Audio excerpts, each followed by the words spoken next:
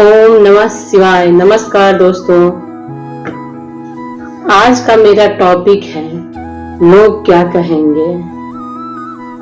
अक्सर हम अपने सर पे एक क्विंटल का बोझ लेकर घूमते हैं। उस बोझ का नाम है लोग क्या कहेंगे, और इस बोझ को हम पूरे जीवन ढोते हैं। इसे हम उतार दें तो हमारा जीवन हल्का और आसान हो जाएगा।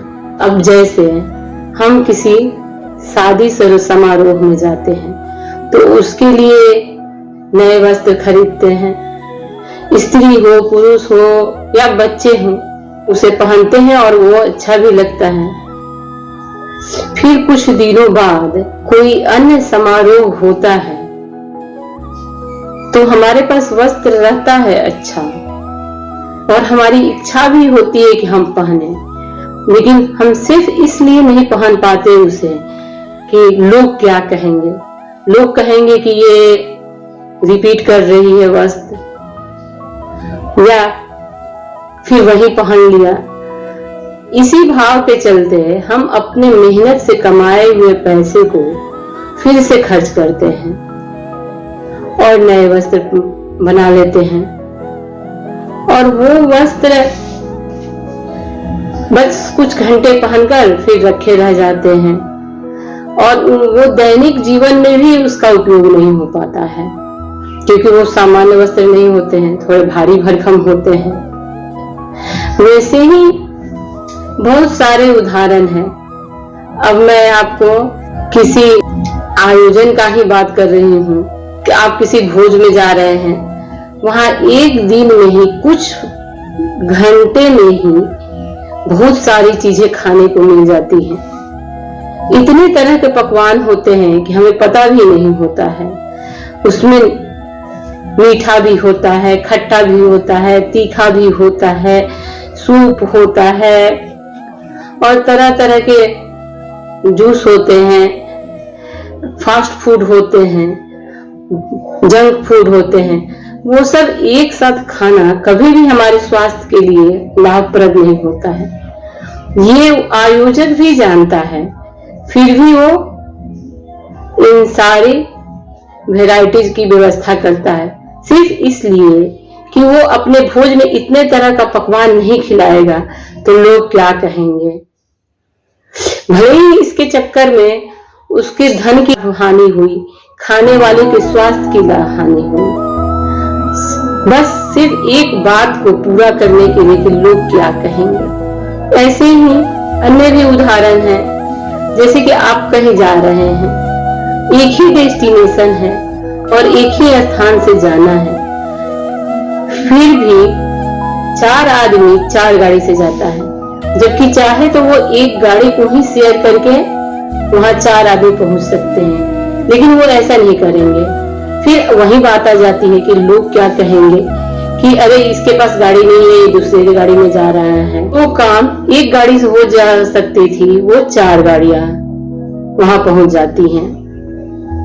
इसका दुष्परिणाम ये होता है कि ट्रैफिक प्रॉब्लम हो जाता है। ट्रैफिक प्रॉब्लम से समय अधिक लगता है।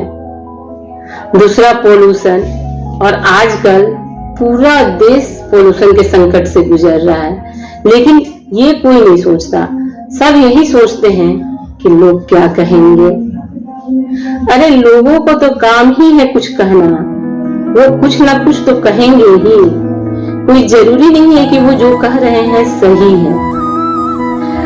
और सच पूछिए तो इसमें सच और गलत तो होता ही नहीं है। ये तो बस एक भीड़ है। वो भीड़ जिस भी साइड में खड़ी हो जाए वो सही हो जाता है, और जिस साइड में भीड़ ना हो, वो बातें कितनी भी सही हो, वो गलत हो जाती है। और अक्सर लोग इसी भ्रम जाल में रहते हैं। लोग तो सीता माता तक को नहीं छोड़े, उन पर भी आक्षेप लगा दिए। तो ऐसे लोगों की बातों को इतना महत्व क्यों देना अपने जीवन में। अब देखिए, हमारे धार्मिक पुस्तकों जैसे कि पुराण है, वेद है, इसमें बताया गया है कि हमें अपना जीवन कैसे जीना है। हम कौन से कर्म करेंगे तो वो हमारे लिए उचित होंगे और कौन से कर्म हम करेंगे तो वो हमारे लिए उचित नहीं होंगे, तो हम उसका अनुपालन न करें, उसे पढ़ें, उसे समझें और उसके अनुसार आचरण करें, धर्मयुक्त आचरण करें, फिर हमारे ऊपर से ये दबाव अपने आप ही हट जाएगी कि लोग क्या कहेंगे और हमारा जीवन आसान हो जाएगा।